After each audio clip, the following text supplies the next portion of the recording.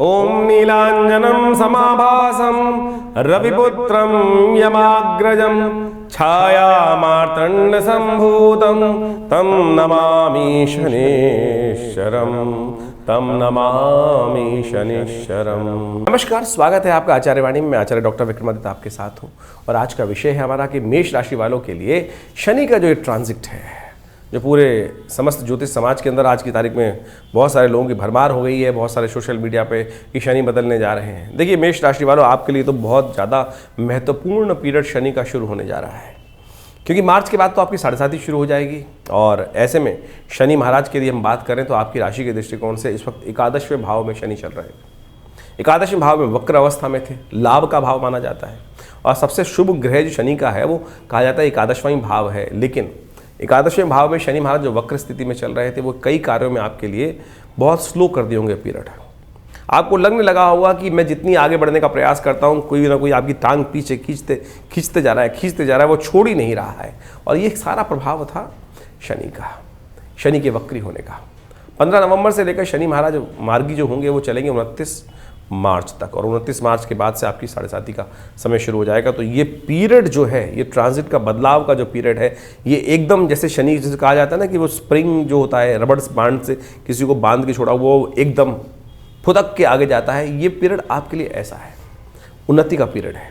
लेकिन ध्यान रखिएगा, ये बहुत जो स्पीड ज़्यादा है, आमतौर पे देखिए शनि का परिवर्तन हो रहा है। ऐसे में शनि महाराज राहु के नक्षत्र में, शतभिषा नक्षत्र में शुरू में चलेंगे करीब 15, यदि हम बात करें तो मार्गी होते ही 15 शतभिषा नक्षत्र में पहले ही चल रहे हैं, और करीब 27 दिसंबर तक ये शतभिषा नक्षत्र के चतुर्थ चरण में चलेंगे। और उसके बाद पूर्वा भाद्रपद के प्रथम चरण में बृहस्पति शुक्र राहु के नक्षत्र से निकलकर जो है वो बृहस्पति के नक्षत्र में प्रवेश कर जाएंगे। और ये जो ट्रांजिट है, ये ध्यान रखिएगा, क्योंकि आपको ये विजन ध्यान रखना है। हम कोई इस बात का नहीं कर रहे हैं कि ये ट्रांजिट जो है इसको पहले बुद्धिमान व्यक्ति को समझ लेना चाहिए। मेष राशि वालों, आपकी 7.5 जो शुरू हो रही है, जो भी कार्य इस समय में करें, ऐसा ना हो कि किसी ट्रैप में आप फंसते चले जाएं, क्योंकि आने वाली जो 7.5 है वो आपके लिए बहुत विशेष है, बहुत महत्वपूर्ण है, बहुत सावधानी से कार्य करने की। कई बार क्या होता है कि हम जैसे आज बीज बोते हैं, उसका पेड़ आगे बनता है और फिर उसके फल बनते हैं, और वो बीज यदि गलत लग जाए, बीज ही खराब हो और आने वाले पेड़ में जो पेड़ लगे कड़वा निकले, फल खराब निकले, चीज़ निकले, तो ऐसी स्थिति, ऐसे ट्रैप में ना फंस जाए। जो भी कार्य आने वाले समय में आपको समक्ष आ रहे हैं, फूक फूक के कदम रखने की ज़रूरत है। ग्रह नक्षत्रों के दृष्टिकोण से जो आपको समझाने का हम प्रयास कर रहे हैं वो बहुत ज़रूरी है। अपने मन को ध्यान रखते हुए 11वें भाव में चलते हुए शनि महाराज लाभ की स्थिति उत्पन्न करेंगे, क्योंकि कई बार क्या होता है कि हम चाल चलते हैं और हमको अभी दिखाई देता है कि अभी तो हमारे लिए बहुत अच्छा है, हम बाद में देख लेंगे। बहुत बारी क्या होता है, मेष राशि का स्वभाव बच्चे का स्वभाव है। बच्चा क्या होता है, बहुत दूरदर्शी नहीं होता है। बच्चे का स्वभाव क्या होता है, बस अभी मिल जाए, उसको बस लगता है कि मैं अभी, बस क्या होता है, वो कैंडल जल रही होती है ना, दिया जल रहा होता है, तो बच्चा भागता है उसकी तरफ, अरे कुछ नई चीज़ है, कुछ नई चीज़ है। माँ बार बार पकड़ने का प्रयास करती है, लेकिन बच्चा छटपटाता है कि नहीं मुझे पकड़ना है। मेष राशि का स्वभाव इसी प्रकार का। इस वक्त मंगल आपकी राशि के दृष्टिकोण से बहुत कमज़ोर चल रहे हैं। छोटी छोटी हारों से आपको मनों को कहीं चोट लग रही है, बर्दाश्त नहीं हो रही है, वो डिप्रेशन में ले जाने का प्रयास कर रहा है। तो ऐसे में आपको बहुत सावधानी के साथ ध्यान रखिएगा। ये हम आपको इसलिए उदाहरण दे रहे हैं कि आप, जैसे बच्चा, हमने एग्जाम्पल दिया, बच्चा लाइट को, कैंडल की जोत को पकड़ने का प्रयास करता है, वो जल जाएगा उससे, उसको अच्छी लग रही है शुरू में, लेकिन वो बाद में क्या होता है, बाद में बहुत मतलब घातक हो सकती है ये स्थिति। क्योंकि 7.5 आपकी दूरदर्शिता ये दिखा रही है कि 7.5 आने वाले जो भी कर्म आप इस वक्त कर रहे हैं इन 4-5 महीनों में 29 मार्च तक, ध्यान रखते हुए, सावधानी के साथ, बुद्धि विवेक का पूर्ण इस्तेमाल करते हुए, ये नहीं कि अभी जो लाभ दे रहा है वो करने बाद में कहीं फंस जाए, तो फूक फूक के कदम रखने की ज़रूरत है। ट्रांजिट पीरियड है बहुत इंपॉर्टेंट। ये अंतिम जो ट्रांजिट है, इस जो मेष राशि वालों के लिए जो शनि महाराज चल रहे हैं आपके 11वें भाव में, कुंभ राशि में चल रहे हैं, वो अंतिम ट्रांजिट पीरियड में जा रहे हैं। और ये ट्रांजिट पीरियड आने वाले समय में आपको ना फंसाए, इसके लिए आपको बहुत सावधानी के साथ, क्योंकि बृहस्पति में जो शनि महाराज बुद्धि के जो ज्ञान वाला देवता है, उसके नक्षत्र में प्रवेश करेंगे। और शनि में कई बार क्या होता है, अड़ियल स्वभाव के होते हैं, मैं तो लाभ लेके बैठा हूँ, लाभ लेके देके जाऊँगा, ऐसी स्थिति। क्योंकि शनि की दृष्टि इन दिनों बुद्धि पे पड़ रही है आपकी। मंगल वहाँ कम मेहनत करने दे रहे हैं आपको, क्योंकि चतुर्थ भाव में बैठे हैं। दुनिया को शिक्षा देने का आप बात करे जा रहे हैं, दुनिया को सिखाए जा रहे हैं, लेकिन खुद उन बातों को निगलेक्ट कर रहे हैं, नज़रअंदाज कर सकते हैं। ये बातें आपको समझ में आ जानी चाहिए। जो समझ लेते हैं तो वारे न्यारे करवा लेते हैं, जो नहीं समझते हैं वो कष्ट में फंस जाते हैं। तो ऐसे में ध्यान रखें। हमारे लिए अनुसार से आपके लिए सबसे श्रेष्ठ उपाय दिखाई देता है, एक बात ध्यान रखें, आप कम से कम शाम के समय एक उपाय करना शुरू करें, अभी से ही उपाय करना शुरू करें। आपके लिए कहीं नहीं कुछ कष्ट नहीं होगा, निवारण करने का रास्ता। आप शाम के समय भगवान शंकर का ध्यान करते हुए उनका अभिषेक दूध से कर लिया करें। दूध से भगवान शंकर का ओम नमः शिवाय का जप करते हुए नित्य प्रति ये उपाय करने का प्रयास करें। साथ साथ हो सके तो हनुमान चालीसा का पाठ कर लें।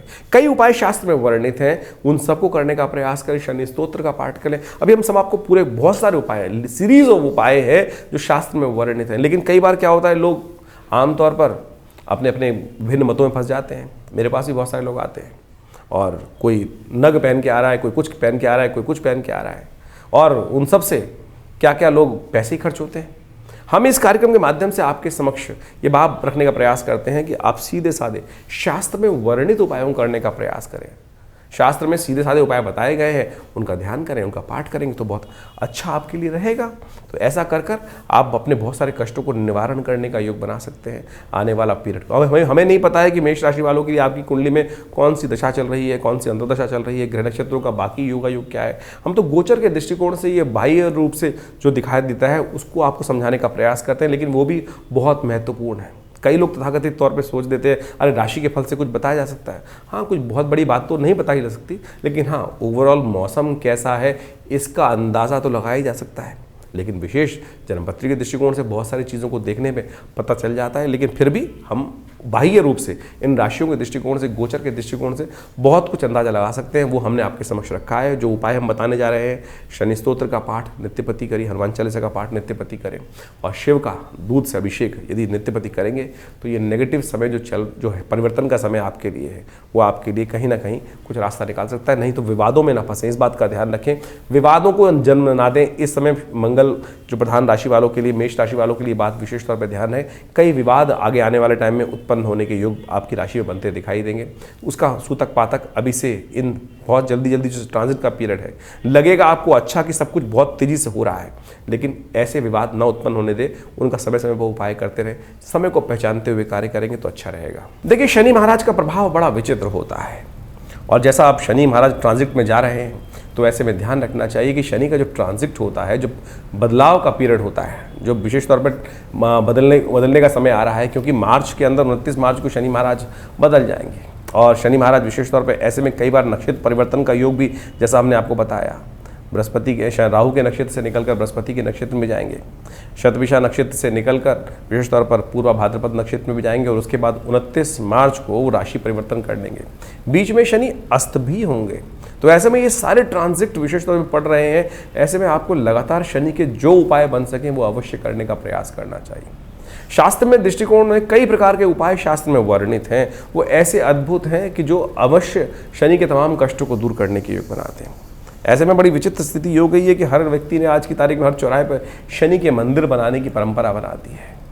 भारतीय संस्कृति में शनि के मंदिर बनाने की कभी परंपरा इस प्रकार से रही नहीं, लेकिन आज क्या हुआ है, हर चौराहे पर इस कलयुग में जो मंदिर बनने शुरू हो गए हैं शनि के।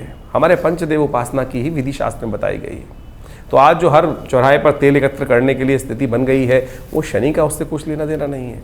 और हमारे मनोमस्तिष्क में आता है कि हम जाके वहाँ कष्ट निवारण करने के लिए तेल चढ़ाए आए और कुछ कराए तो बस उससे हमारा शनि महाराज हमारे कष्ट हर देंगे। ठीक है, दान पुण्य कभी खराब नहीं जाता, ये भाव तो रखना चाहिए, लेकिन शास्त्र की विधि के अनुसार से तो ये विशेष तौर पर विधान ठीक नहीं है कि हर चौराहे पे शनि के मंदिर लोग आधुनिक काल में कमाई का जरिया बनाने के लिए उपस्थित कर दें। तेल पर तेल शनि पर चढ़ाए जा रहे हैं लोग। इससे अच्छा तो ये है कि किसी गरीब व्यक्ति की कुछ सेवा कर दें, तो वो विशेष तौर पर दिव्यांग व्यक्ति की सेवा करते हैं तो वो अच्छा रहेगा। शास्त्र में इस प्रकार से मैंने ऐसा देखा कि बहुत सारे लोग शनि को प्रसन्न करने के लिए ऐसे बाबा हैं जो 100 टीन तेल चढ़वा देते हैं शनि के ऊपर, और उससे क्या हो रहा है, वो कहते हैं गड्ढा बनवा दिया है, उससे तो कुछ नहीं। और विशेष तौर पर स्थिति ऐसी बन जाती है कि ज़मीन भी खराब होती है तेल के द्वारा। ज़मीन में तेल इतनी मेहनत से तेल निकलता है, तो उसको हम सदुपयोग करने का प्रयास करें तो उसका वास्तविक रूप से यदि कष्ट का निवारण करने के लिए शास्त्र में जो विधि है उनका पालन करने का प्रयास करें। कई उपाय शास्त्र में बताए गए हैं जिनको हमें करना चाहिए।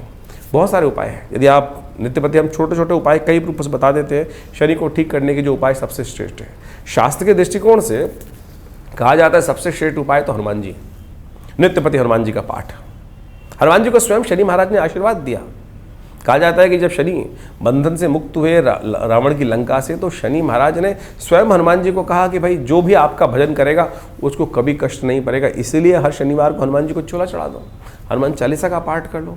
इससे बड़ा उपाय कोई ज़रूरत ही नहीं। हींग लगे ना फिटकरी रंग चोखा हो, तो फिर क्यों इधर उधर विचित्र विडंबनाओं में हम फंसकर अपने भाव मन को भी कई प्रकार से फंसा लेते हैं और फिर कहते हैं कष्ट से निवारण नहीं हो रहा। तो इस बात का हमें ध्यान रखना चाहिए। हनुमान चालीसा का पाठ, सुंदरकांड का पाठ अवश्य करने का प्रयास करें।